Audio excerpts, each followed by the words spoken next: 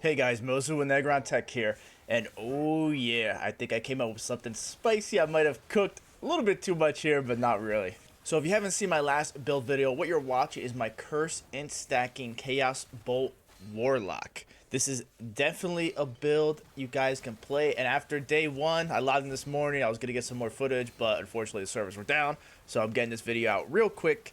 It gets the seal of approval. It's definitely going to be a viable build. I just got in the monoliths. I'm going to end up pushing those today before I go to work and all that. And hopefully it goes well. We'll see. I'm not like a super hardcore gamer, but as a day one playstyle, fresh character, no gear, it is excellent. So real quick, this build is really just two buttons, as you can see. You cast your AoE Spirit Plague, and that's going to trigger your Bone Curse. That's going to trigger your Curse Refresh. It's going to trigger Anguish. It's going to trigger Marked for Death. It's going to trigger Rip Blood. It's going to trigger everything. And then you're going to do massive health, mana, and more generation from your on hits. And yes, from what I can see, your Chaos Bolt, each projectile does generate its own on-hit effect, because you'll see my mana spike up and down, and I do believe it's because of the overlap when the projectiles are actually hitting, plus the skill tree mana on hit as well per curse chance.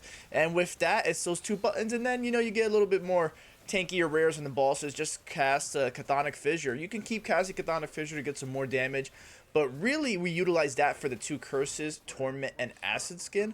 And what's going to happen is your Chaos Bolt is going to maintain those 6 curses at all times. So you're going to have those constant dots, on-hit effects. It's very good. So this won't be the full build guide, just be some corrections and stuff that I'll make to the Google Sheets. And I'll re-link you the new skill tree that I came up with, because some things did change. I didn't get the game. I didn't get early access. I really even look at other people and what they were doing, because it's like, why look at them if they're not... I couldn't find anybody that's going to try to do it in Curse Stacker. It's like, well, there's no point, because how I'm going to get to test things? I'm not going to go to these people and ask them, right? But anyway, I got the game. It's very good. There are some adjustments that we're going to have to make. The first one to note is that I actually didn't have this in the original build, but Mark for Death does count for a curse. I did have that aspect in the build, but I thought it was an ailment. So now we're even stronger. Now we get 6 curses instead of 5, which exponentially increases a lot of our defenses and even our damage. Second, Chaos Bolt is a pretty unique skill. I'm going to have to do more testing, but generally, unless the mob has a big hitbox, we don't get that much overlap. So that AoE node, now we do have to invest 3 points to get get that 39% chance to get the massive AoE, more reliable overlap, alright? Another thing is, just make sure when you are leveling the campaign that you are upgrading your wand or staff. The flat spell damage is so goddamn good. I was struggling for a long time until I got a plus 50 spell damage wand, because I was using a crappy like plus 3 for so long, and my damage was so bad.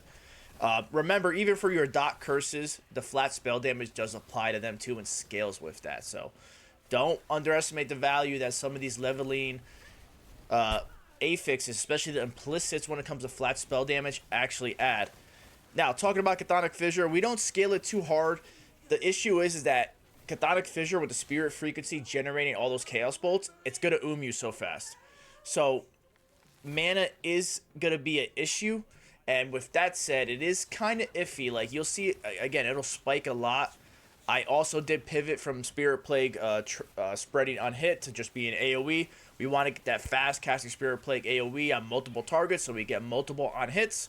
And we want to be able to just not have to worry about the spread and just get all of them up at once. And then, you know, it's a 2-button build anyway. 1-2, 1-2. Well, really, it's 1-2, 2-2, 2-2, like Spirit Plague, then spam Chaos Bolt, right? Trying to think what else. But yeah, mana is probably going to have to get figured out with gear. Probably have to maybe go a Catalyst instead of a Shield. Get some more in, you know, in some other space with different bases, and, you know, get some mana regen on other spots of the gear, because the skill tree is definitely not going to be enough, and the on hit is definitely not going to be enough. We're going to have to really invest in mana if we want to maximize the damage of this build. And then again, for everything else, the defensive layers, very reliable. We get even more stacks of frailty. The more curses, we get more armor, even less damage taken. We have all these less damage taken sources that are multiplicative with each other. So we are incredibly tanky. I think the last campaign boss, you'll see that like I'm at like 400 ward all the time, and this is with like no good gear, guys. So that's it. Again, I just got into monoliths. Just give you a quick build update. Hopefully you guys enjoyed. Mozu with Negron Tech here. If you have any questions, leave it in the comments. The Google Sheets will be linked in this as well, and the new last Epoch tools will be linked in there as well. Have a good one.